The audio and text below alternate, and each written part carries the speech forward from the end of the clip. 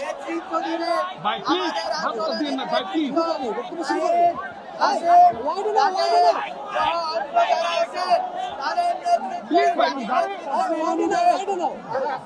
জাতি নেতৃত্ব মেনে নেবে। আমরা আমাদের কাজ করব সিভিল সোসাইটি এনগেজমেন্টের জায়গা থেকে। আমরা বিচ্ছিন্ন ভাবে কিছু করতে চাইনি। আমরা শুধু ছাত্ররা দেশের পরিবর্তন করতে চাইনি।